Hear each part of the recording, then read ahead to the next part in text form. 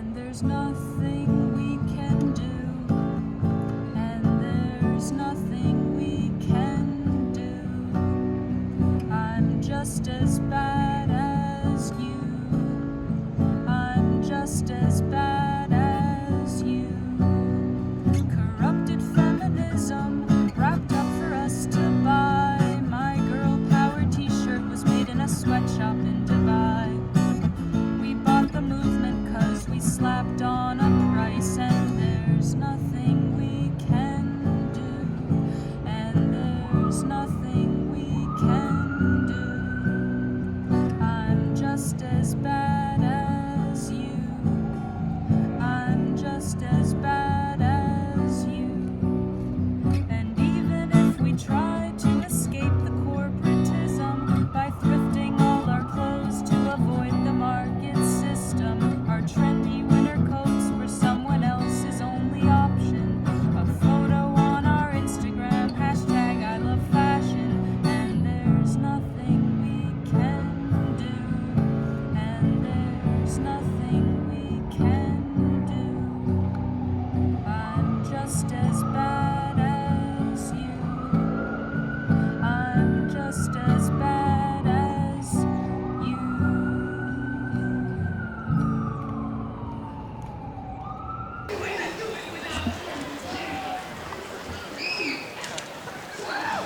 We really need music now more than ever. We're in like a time of like our creativity has been stripped away from us because we don't have access to the same communities we used to experience art in. So being able to use like D.I.Y. and find a space to be able to do it in this park is really special. So I'm like so happy this happened. I'm hoping this continues to be a thing.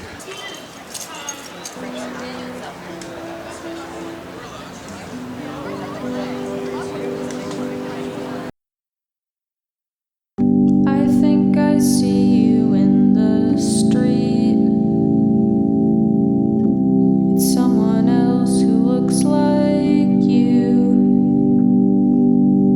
Same hair, same eyes, same shoes. It's someone else who looks like you. It's someone else who looks like you. I think I see you in the street. It's someone else who looks like you.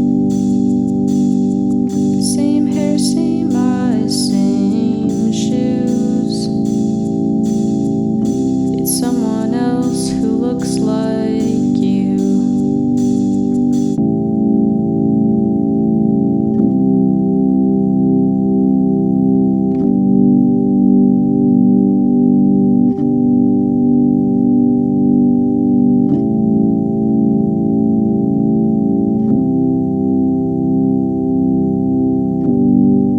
Don't throw away any songs. I have kept every single one because I don't want to lose them, because I think they're so special to keep what you've written.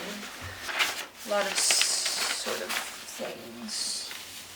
When I wanted to write a song that was really abstract, I would write down sentences from the song on cards, and I would pull them so that it was out of order when I would rewrite the song, so it sounded more abstract, rather than writing like, I'm sad, you broke my heart, we're eating at a place and now we're going home. You would like write each of those lines on a card and then scramble them and pick so that it wouldn't be so linear when you read the poem or you read the text, which actually did help, because that is how I wrote This Is Not a False Alarm.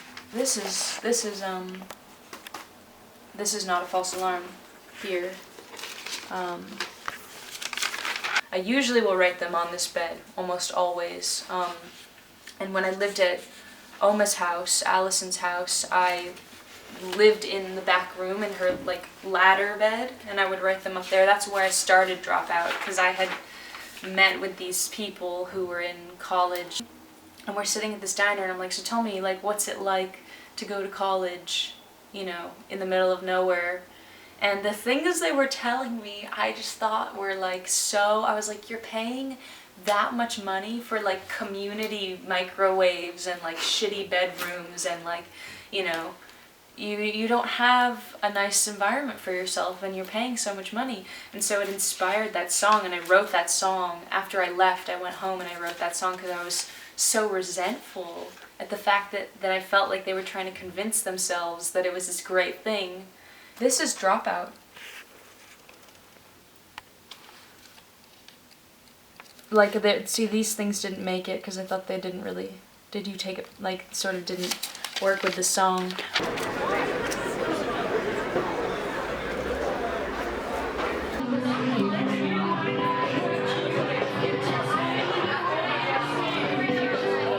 What's going on?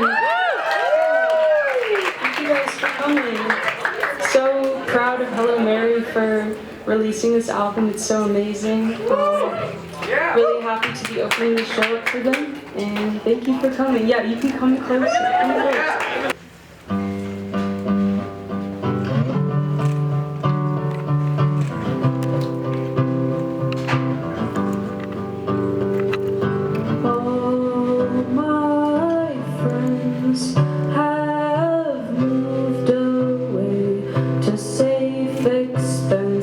College and made their parents feel so proud to pay $50,000 to go to parties in their dorms where everybody knows each other.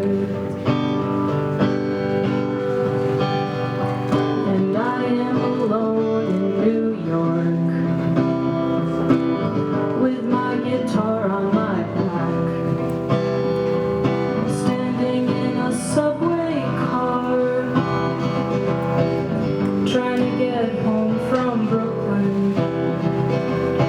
I am alone in New York, and I miss you very much.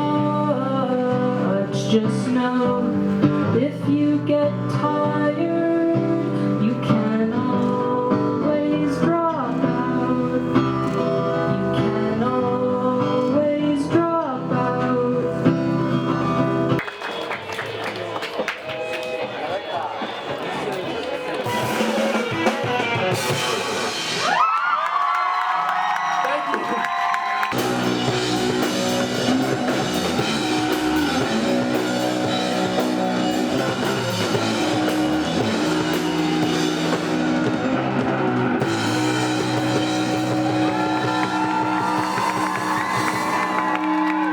Cool. Love this picture of him. This is my biggest crush. And let me see. More Bob Dylan. I'm obviously have a big soft spot. More Bob Dylan. Well, Search and Destroy apparently is super racist and fucked up. The Velvet Underground book here. Looks like you. Really? Thank you. I'm honored you think that. Certain time of year, yeah. It's all what? It's all like living with an alcoholic. But this has a lot of the sort of zine-esque type stuff and like newspapers and stuff that were being put out in that scene, in Riot Grrrl's scene. Most people in our generation have a special connection to Riot Grrrl in some way. Maybe also a bad feeling about Riot Grrrl because it is a very, very white community. There wasn't a lot of women of color in Riot Grrrl, and you wonder why that was, which is concerning. The things they ask are so important, like these galleries show no more than 10% women artists or none at all. Only 4 commercial galleries in New York show black women. And it's very sad but interesting that all of these things still apply in many ways now. This is the hat from Far From Here. This is what I used when we took the picture. We must have been on Canal Street or something. My boyfriend Andrew was on a smoke break and I was like, I really need a picture. And so he took it, and let me tell you, I had to Photoshop the shit out of it because it looked so bad when we first took the photo. So I tried to make myself look like an alien of some sort. This is a poster of my grandmother, Allison Knowles, who's a famous Fluxus artist and individual artist. Grandmother, she always used to at least pick up gloves off the street and just collect them, and she has like so many that she works with, and she also would collect shoes off the street. And I saw this glove and I was like, she'd really like it, and then I was like, you know what, I want to keep it. So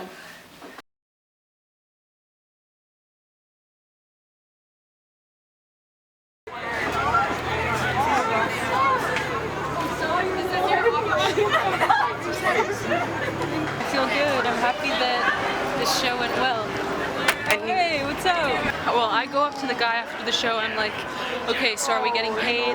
We're like, how much are you gonna pay us? And he was like, you're getting paid, question mark? And I was like, oh boy.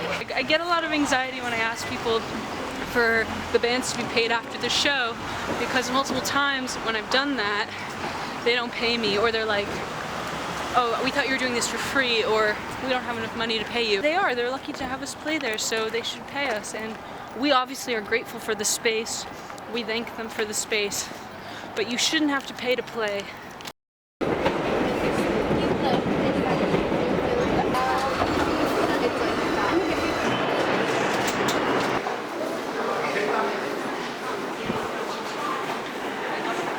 I came here to play a show at Bard College, and I was at like track 33 getting ready to take the train up there, and I was sitting on the floor outside of the gate or whatever, and I'm approached by this guy, and he's like, I don't know if you know me, but I'm from Humans of New York. And so I'm like, like inside I'm like, I know you. But on the outside I'm like, oh yeah, I've heard of it. And he's like, can I take your picture and do an interview? And I was like, sure. He was like, what's your biggest challenge right now? And I was like, I don't know, like I've got to go to Bard College and then I have to go take an exam the next day, which is crazy. And then he was like, well, tell me about the first album you released. So I was telling him about that, and he thought it was super funny because I was like, it's so bad, like, it's so angsty and stupid, and like, it's just teenage bullshit. And then he put it out. He was like, I might post it, and I was like, okay, I really hope you do because I want to get all those followers. I'm sorry. No, I actually didn't connect that would happen. Like, I didn't really connect that it would go viral. But he posted it, and yeah. So now we are going to the spot where it happened.